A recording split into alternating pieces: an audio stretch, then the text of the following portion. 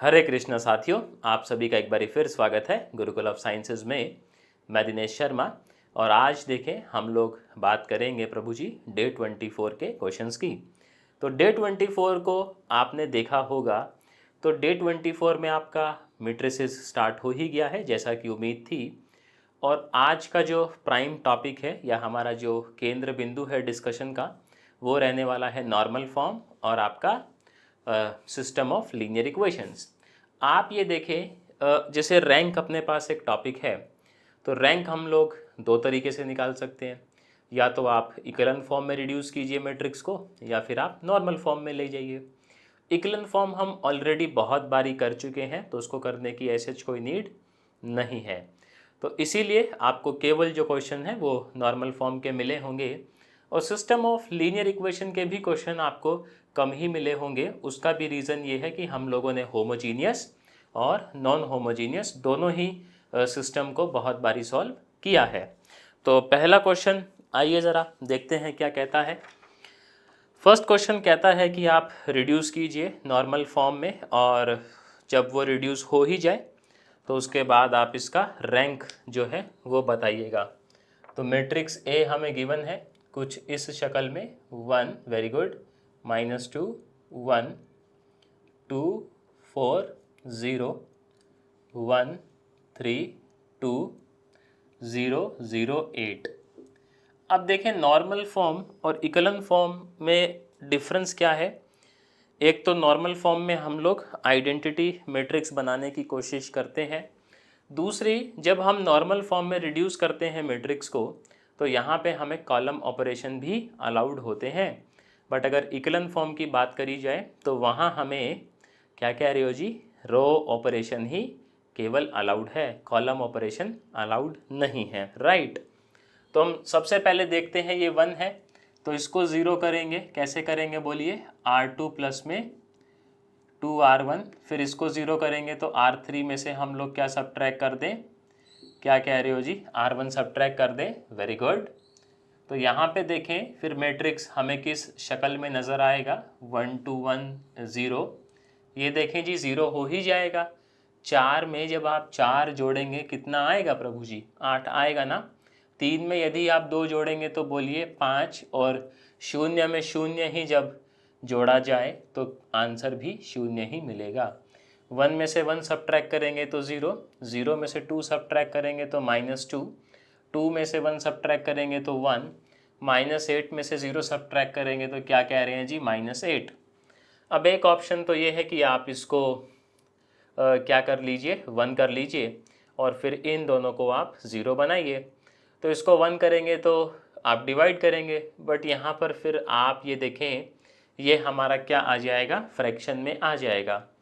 तो मैं क्या करता हूँ, क्यों ना इस 1 की हेल्प से इन दोनों को पहले 0 कर लें, क्या कहते हो।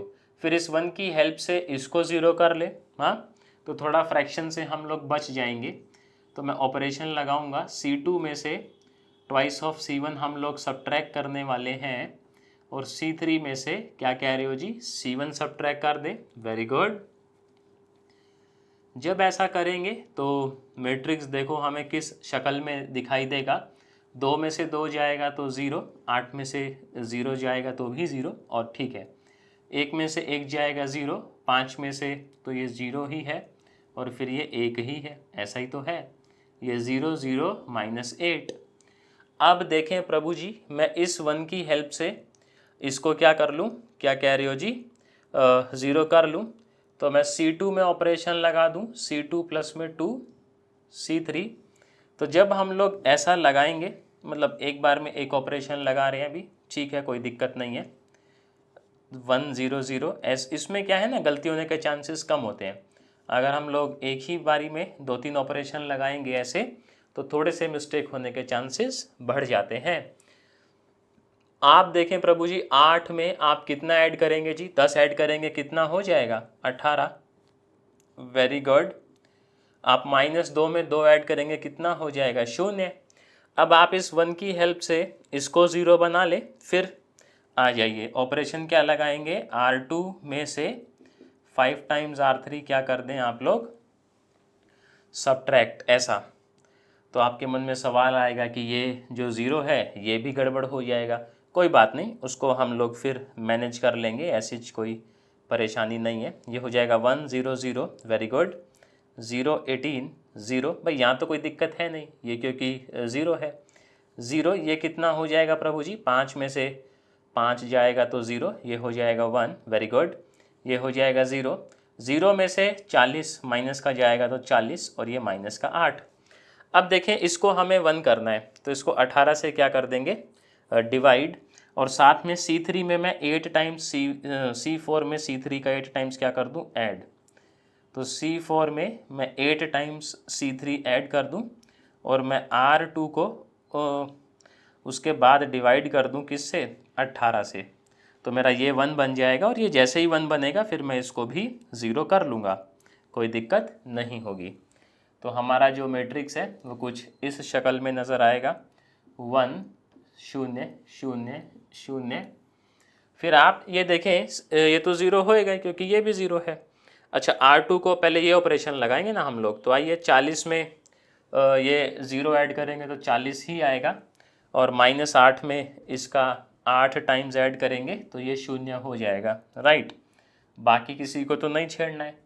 हाँ, लेकिन अब R2 को हम लोग 18 से डिवाइड कर देंगे तो ये हो जाएगा 1, ये 0, ये 40/18 हो जाएगा ना, 2 पे चला जाएगा तो ये कितना आ जाएगा, 20/9।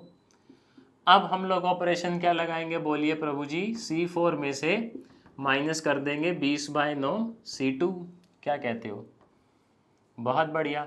तो मैट्रिक्स देखो हमें किस शक्ल में नज़र आएगा, 1 0 0 0 1 0 0 0 0 1 0। तो आप देख रहे हैं इसके अंदर हमें 3/3 का आइडेंटिटी मैट्रिक्स नज़र आता है। तो नॉर्मल फॉर्म आपका आ गया है, और क्योंकि इसमें आइडेंटिटी मैट्रिक्स 3/3 का है तो रैंक जो है वो भी क्या आएगी, 3। तो अब इस क्वेश्चन से मुझे ऐसी उम्मीद है आप ये समझ गए होंगे कि नॉर्मल फॉर्म जो है उसमें हमारे नंबर ऑफ स्टेप कंपैरेटिवली ज़्यादा लगते हैं इकोलन फॉर्म से, राइट। अगर मैं किसी मैट्रिक्स को इकोलन फॉर्म में रिड्यूस करूं तो मुझे नंबर ऑफ जो ऑपरेशंस हैं वो कम परफॉर्म करने पड़ते हैं।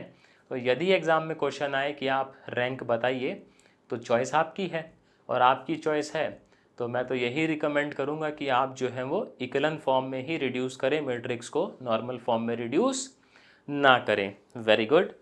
हाँ, अगर वो खुद से बोल दे कि भैया नॉर्मल फॉर्म में लेके जाइए तो फिर एक बात अलग है। क्वेश्चन नंबर 2 भी सेम है आपका कि आप नॉर्मल फॉर्म में इसको रिड्यूस कीजिए और उसके बाद इसका रैंक बताइए। तो देखें प्रभु जी मैट्रिक्स कैसा है अपना, 1 4 0 0 -1 1 3 1, वेरी गुड। 2 0 0 और -3 2 4 2, ये हमारे पास मैट्रिक्स जो है वो गिवन है, और हमें इसको कन्वर्ट करना है किस में, नॉर्मल फॉर्म में। तो सबसे पहले इसको 0 कर लें, क्या कहते हो। तो R2 में से हम लोग 4 टाइम्स R1 क्या कर दें, सब्ट्रैक्ट, वेरी गुड। जब ऐसा करेंगे तो देखो मैट्रिक्स हमें किस शक्ल में नज़र आएगा। 4 में से 4 जाएगा 0, 1 में से माइनस और ये भी माइनस तो ऐड हो जाएगा तो ये हो जाएगा 5, वेरी गुड। 0 में से 8 जाएगा तो -8, 2 में आप 4 या 12 ऐड करेंगे तो ये हो जाएगा 14। फिर आपका R3 0 3 0 4 as it is, 0 1 0 2 as it is. अब मैं इस 1 की हेल्प से इन तीनों को क्या कर दूं, 0 कर दूं। तो मैं कहूँगा C2 में मैं ऐड कर दे रहा हूँ C1, वेरी गुड। C3 में से मैं माइनस कर दूंगा 2 टाइम्स C1, और C4 में मैं ऐड कर दूंगा 3 टाइम्स, क्या कह रहे हो जी, C1, वेरी गुड। तो आप देखें फिर हमारा मैट्रिक्स किस तरीके से रिड्यूस होगा। 1 0 0 ये हो जाएगा 0, 5 3 1, वेरी गुड, 0 -8 0 0 0 14 4 2। अब जो है हम लोग क्या कर सकते हैं, देखें किसको 0 करें, मतलब इसको हमें 1 करना है वैसे तो और बाकी इन दोनों को 0 करना है। तो क्या करें, ऑपरेशन लगाएं क्या, इसको हम लोग 5 से मल्टीप्लाई कर लें और फिर इसको 3 से मल्टीप्लाई करके उस तरीके से हम लोग करेंगे तो बात बन जाएगा। तो ऑपरेशन देखो मैं क्या लगा सकता हूँ, R3 को मैं 5 से मल्टीप्लाई करूँ और उसमें से मैं माइनस कर दूँ 3 टाइम्स R2, तो ये शून्य हो जाएगा। और मुझे R4 में इस 1 को शून्य करना है तो मैं इसको 5 से मल्टीप्लाई करूँ और R2 क्या कर दूँ, सब्ट्रैक्ट। Very good. तो देखें जब ऑपरेशन लगाएंगे तो हमारा जो मैट्रिक्स है वो हमें किस शक्ल में नज़र आएगा, ये आ जाएगा 1 0 0, ये 0 5 माइनस 8, ये हो जाएगा 14, ये कितना आएगा देखें 0, इसको जब आप करेंगे तो ये हो जाएगा आपका 15 और 15 में से 15 जाएगा तो 0, ये तो आपका 0 है ही, बट जब आप इसको 3 से मल्टीप्लाई करेंगे ये हो जाएगा 24 और नेगेटिव नेगेटिव पॉजिटिव हो जाएगा। ये कितना हो जाएगा प्रभु जी, 5 से मल्टीप्लाई करेंगे तो ये आ जाएगा आपका 20 है ना, और माइनस करेंगे इसमें से 14 तिया 42, तो कितना आएगा माइनस का 22। Very good. फिर इस वाले में आ जाए, ये तो देखें आपका 0 ही है, ये कितना हो जाएगा 0। फिर आप ये देखें 0 में से जब आप ये सब्ट्रैक्ट करेंगे तो कितना आ जाएगा आपका 8। Very good. फिर आप जो है क्या करेंगे, इसको आप 5 से मल्टीप्लाई करेंगे तो ये हो जाएगा कितना 10, और इसमें से 14 माइनस करेंगे तो माइनस का 4। अब देखें ये हमारा 5 हो ही गया है, अब हमें इसको क्या करना है 1, और ठीक है इसको 1 करना है तो पहले हम लोग क्या करें, इसकी हेल्प से इसको 0 कर लें क्या, उसमें कोई दिक्कत नहीं है। तो मैं ऑपरेशन लगा लूँ, R2 में हम लोग ऐड कर दें क्या R4, इसके बाद देखते हैं हम लोग क्या कर सकते हैं 1 0 0 0। देखिए ऑपरेशन आपके मेरे से डिफरेंट हो सकते हैं बट अल्टीमेटली आंसर जो है वो दोनों का सेम ही आएगा। भाई आइडेंटिटी तो आइडेंटिटी ही है ना, वो थोड़ी ना चेंज हो जाएगा, बताइए। तो अब देखें इसको हमें 1 करना है, अच्छा ठीक है, कायदे से तो डिवाइड करना पड़ेगा तो समस्या है, राइट। और अगर मैं इसको 1 कर लूँ तो पहले उसके बाद देखते हैं हम लोग R4 को डिवाइड कर लेते हैं -1/4 से, तो उसके बाद हो सकता है इसमें C3 C4 को हमें क्या करना पड़े, एक्सचेंज करना पड़े, क्योंकि आइडेंटिटी संभव है कि इसमें 3/3 का बने, बट ठीक है एक बारी करके देख लेते हैं, उसी के बाद हमें कुछ समझ आएगा। तो ये हो जाएगा 0 0 2 माइनस का ये 1। अब ये 1 हो गया है तो मैं इसको और इसको 0 कर सकता हूँ, ठीक। तो ऑपरेशन क्या लगाऊंगा, R2 जो है उसमें से मैं नहीं, फिर इसको 1 करना पड़ेगा ना, पहले इसको 1 करेंगे, ठीक है, इसमें हम इसको 1 करेंगे और इसकी हेल्प से इसको और इसको छेड़ेंगे तो ये 0 भी अपना गड़बड़ हो जाएगा। तो हम लोग पहले क्या ऑपरेशन लगा लेते हैं कि C4 में से देखें हम सब्ट्रैक्ट कर देते हैं ट्वाइस ऑफ C2, तो उसके बाद में इस 10 को तो हो जाएगा सेटलमेंट, बाकियों को फिर देख ही लेंगे क्या करना है। 5 0 ये हो जाएगा 0 0 0 24, ये एज इट इज़, ठीक है, 0 0 -2 1। अब हम लोग क्या करते हैं, इस 1 की हेल्प से इसको 0 कर लेते हैं। तो ऑपरेशन क्या लगेगा बोलिए, R3 में हम लोग ऐड कर दें कितना 22 टाइम्स R4। तो जब आप ऐसा करेंगे तो देखें मैट्रिक्स हमें किस शक्ल में दिखाई देगा, 1 0 0 0 5 0 0, वेरी गुड, 0 0। 24 में आप इसका ऐड कर रहे हैं सर कितना 22 टाइम, तो 24 में आप ऐड कर रहे हैं माइनस का 44, यही तो बात। तो कितना आएगा ये बोलिए ना, माइनस का 20, वेरी गुड, ये हो जाएगा 0, ये 0 0 -2 1। चलिए अब इसको इधर जो है वो कर लेते हैं। अब देखें हम लोग क्या कर सकते हैं, यहाँ पर आ जाइए देख लेते हैं एक बारी। यहाँ पर आप ये देखें, अब हमें इसको 1 बनाना है, तो अब डिवाइड कर दें, कोई दिक्कत है क्या, नहीं है ना, तो ठीक है। R3 को डिवाइड कर देते हैं -20 से, -20 से। अच्छा मैं R2 को भी डिवाइड कर देता हूँ किससे, 5 से, उसमें भी कोई दिक्कत है क्या, नहीं, बहुत बढ़िया। ये कितना हो जाएगा आपका 1 0 0 0 0 1 0 0, वेरी गुड। 0 0 1 -2 0 0, बस अब एक ऑपरेशन लगेगा और अपना काम खत्म। R4 में हम लोग क्या कर दें, ऐड कर दें ट्वाइस ऑफ R3। तो आप कहेंगे प्रभु जी हमारी नॉर्मल फॉर्म जो है वो आ ही चुकी है, और हम यहाँ पर देख पा रहे हैं कि जो हमारा आइडेंटिटी है वो कितने का बन जा रहा है, बोलिए ज़रा क्या कह रहे हैं जी, 4/4 का। तो क्योंकि आइडेंटिटी 4/4 का बन जा रहा है तो आप कहेंगे रैंक कितना है हमारे मैट्रिक्स का, क्या कहते हो जी, 4 है। बहुत बढ़िया। इसके बाद देखें क्वेश्चन नंबर 3 देखते हैं। तो क्वेश्चन नंबर 3 भी इसी बिरादरी का है, आइए ज़रा एक बारी कर लेते हैं। चलिए देखें, क्वेश्चन नंबर 3 में हमें मैट्रिक्स दिया गया है और बोला गया है कि आप इसका वही बताइए, नॉर्मल फॉर्म में रिड्यूस कीजिए और रैंक बताइए। 2 4 1 1, फिर ये है -2 2 -1 -2, वेरी गुड। 0 0 1 एंड 6 2 3 2, इस तरीके से हमें मैट्रिक्स गिवन है। तो ठीक है, ऑपरेशंस लगाना स्टार्ट करते हैं, आ जाइए। तो सबसे पहले हम लोग इसको 1 बनाना चाहेंगे, तो 1 से मतलब 2 से मैं डिवाइड कर दूं। R1 को डिवाइड कर देते हैं हम लोग 2 से।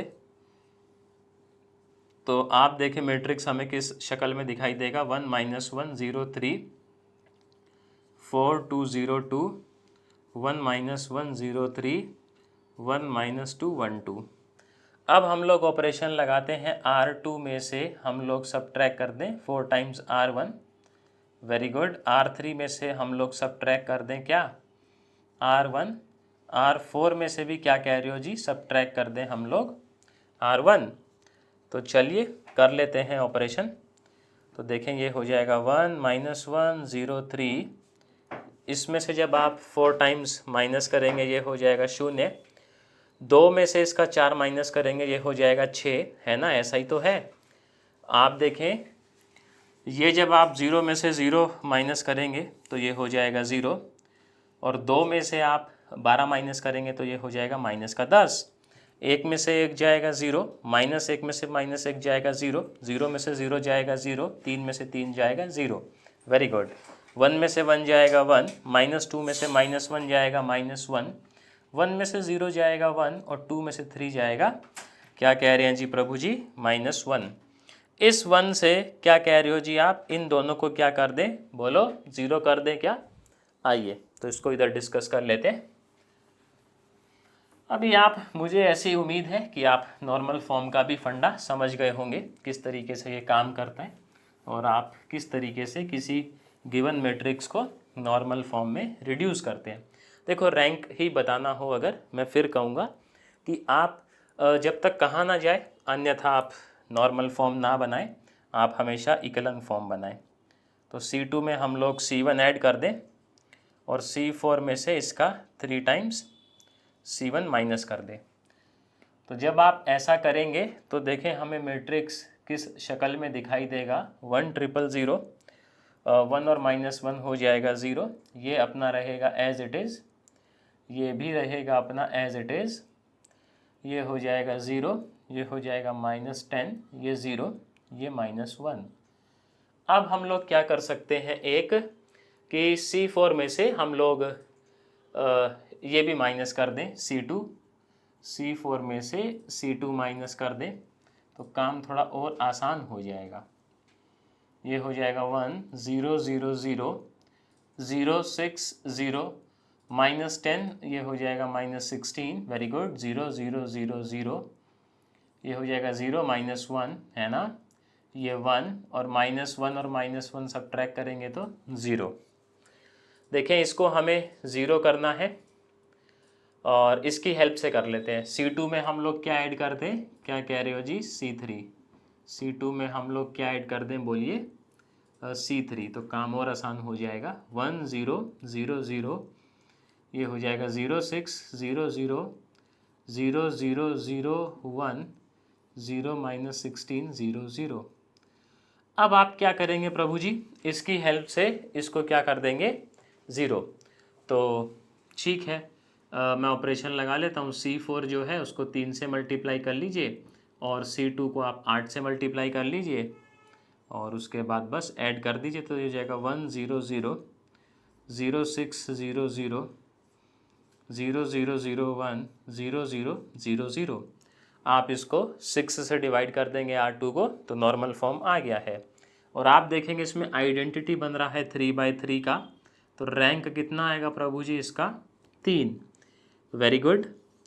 क्वेश्चन नंबर 4 पे आ जाइए। देखें क्वेश्चन नंबर 4 क्या कहता है, कहता है discuss for all values of के द सिस्टम ऑफ इक्वेशन। तो आपको एक होमोजीनियस सिस्टम यहाँ पर गिवन है और आपसे पूछा है कि आप के की वैल्यूज़ के लिए इसको डिस्कस कीजिए कि कब ट्रिवियल सॉल्यूशन होगा, कब नॉन ट्रिवियल सॉल्यूशन होगा, इस तरीके से। तो एक बारी डिस्कस कर लेते हैं। उसमें ऐसा क्या है, k+4y, ये है 4k+2 z is equals to 0, ये है x+2k+2y प्लस में 3k+4 z is equals to 0। आ जाइए। तो यहाँ पर सबसे पहले हम लोग कोफिशिएंट मैट्रिक्स अपना बना लेंगे हर बार की तरह।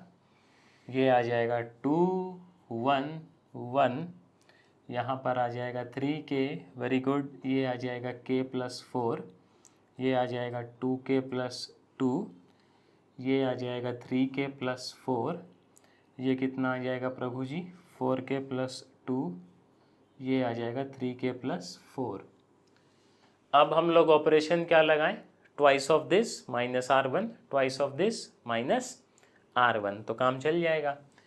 तो मैं ऑपरेशन लगाने वाला हूं कि आप R2 को मल्टीप्लाई कीजिए 2 से और R1 सब्ट्रैक्ट कर दीजिए। अगेन आप R3 को मल्टीप्लाई कीजिए 2 से और R1 को सब्ट्रैक्ट कर दीजिए। तो देखें हमें जो मैट्रिक्स है वो किस शक्ल में नज़र आएगा। 2 में से 2 गया 0, 2k में से 3 गया तो -k, और ये कितना हो जाएगा प्रभु जी 8 हो जाएगा ना। आप देखें 8 में से 3 गया तो कितना 5k, ये 4 में से 4 गया तो क्या कह रहे हैं जी हैप्पी बर्थडे। ये 0, 4 में से 3 गया तो बोलिए k, और ये कितना हो जाएगा 4, और ये तो यही बचेगा। अब आप देखें इसमें हम और क्या ऐड कर सकते हैं, कुछ बेनिफिट खास है नहीं। अब मैं ये जानता हूँ कि अब मान लीजिए इसका डिटर्मिनेंट 0 है अगर, तो रैंक कितना होगा प्रभु जी ए का, क्या कह रहे हैं जी रैंक 2 होगा। नंबर ऑफ अननोन कितने 3, तो उस केस में सॉल्यूशन क्या आएगा, ट्रिवियल कि नॉन ट्रिवियल, आप कहेंगे जी नॉन ट्रिवियल।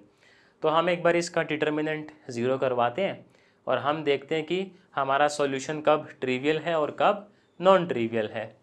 तो इसको डिटर्मिनेंट 0 करवाएंगे, C1 के अलॉन्ग एक्सपेंड मैं कर लूँ तो ये कितना हो जाएगा -k+8, 3k प्लस में 4, very good, -5k, k plus में 4, ऐसा ही तो है। 2 तो देखो 0 हो नहीं सकता है, तो रायता कौन फैलाए भैया, ये पड़ोसी जी। ओपन कर लीजिए, ये आ जाएगा -3k² -4k प्लस में 24k प्लस में 32 -5k² -20k। आप देखें सर 24 में से 4 गया 20, और 20 से 20 क्या होगा कट जाएगा। -3 और -5 कितना -8k² plus 32 is equals to 0। It means k² is equals to 4। तो प्रभु जी आप देखें k कितना आ गया +-2। तो यहाँ पर मैं क्या समझ पा रहा हूँ कि अगर मेरे k की वैल्यू +-2 होगी तो ऐसी स्थिति में मुझे डिटर्मिनेंट 0 मिलेगा, और डिटर्मिनेंट 0 मिलेगा तो मतलब इसकी रैंक जो है वो 2 मिलेगी। रैंक 2 मिलने का मतलब क्या है कि हमारे जो नंबर ऑफ अननोन्स है वो 3 है, रैंक 2 है। तो उस स्थिति में सॉल्यूशन क्या जाएगा बोलिए नॉन ट्रिवियल। समझ पा रहे हैं कि अगर हम लोग k को +-2 कर दें तो ऐसी स्थिति में क्या होगा कि हमारा जो रैंक है वो कितना आएगा इसका 2, और 2 आएगा तो सॉल्यूशन नॉन ट्रिवियल।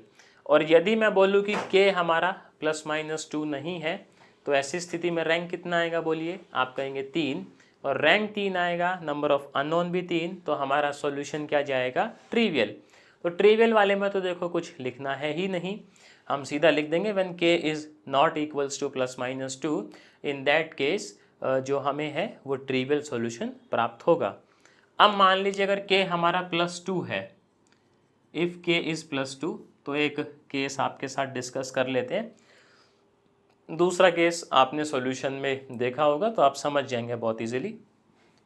k को 2 रखिए इसमें, तो ये आ जाएगा 2 0 0, ये आ जाएगा 6, ये भी आ जाएगा 6, ये भी आ जाएगा देखिए 6, ये आ जाएगा 10, ये 10 और ये भी 10।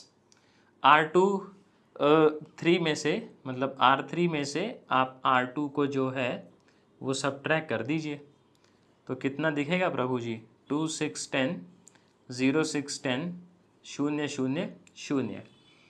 अब यहाँ पर रैंक देखें आपकी 2 है, नंबर ऑफ अननोन कितने हैं, आप कहेंगे जी 3 है, तो लीनियरली इंडिपेंडेंट सॉल्यूशन कितना, 1, वेक्टर स्पेस में पड़े हैं। तो इक्वेशन क्या बनेगा अपने पास, इधर ही बना लेते हैं, ये बन जाएगा 6y - 10z is equals to 0, और we can say y is 5/3z। z को कुछ आप लेट कर लेंगे और ये हो जाएगा 10z is equals to 0। Late से मैं z को लेट कर लेता हूँ 3c, 3 से 3 कट जाएगा तो y आपका जो y है वो आ जाएगा 5c, है ना। तो आप देखें ऐसी स्थिति में क्या आएगा, 2x, y जो है मेरा हो जाएगा 5c, तो 5 × 6 ये हो जाएगा 30c, और 10z, z जो है वो भी कितना है 30c, तो यहाँ पर 0, तो x कितना आ गया प्रभु जी, 30 और 30 60 - 30c। तो आपका ये सॉल्यूशन आ गया कि x आपका ये है, y आपका जो है वो 5c है जब यहाँ रखेंगे, और z को आपने लेट कर लिया है। क्यों, क्योंकि हमें यहाँ पर एक लीनियरली इंडिपेंडेंट सॉल्यूशन दिख रहा है। समझ गए बात को। ऐसे ही आप किसके लिए डिस्कस करेंगे, जब आपका k -2 होगा। तो मैं उम्मीद करता हूँ वो आप डिस्कस, क्या कह रहे हो जी, कर लोगे ना। अब देखें आपको इतना तो करना ही पड़ेगा, फिर भी कोई मसला रहता है तो आप टेक्स्ट सॉल्यूशन को रेफ़र कर सकते हैं, उसमें मैंने डिस्कस करके दिखाया हुआ है। तो अभी हम लोग चलेंगे क्वेश्चन नंबर 5 की तरफ। क्वेश्चन नंबर 5 देखें, आपका होमोजीनियस पे नहीं है, नॉन होमोजीनियस पे है। आइए,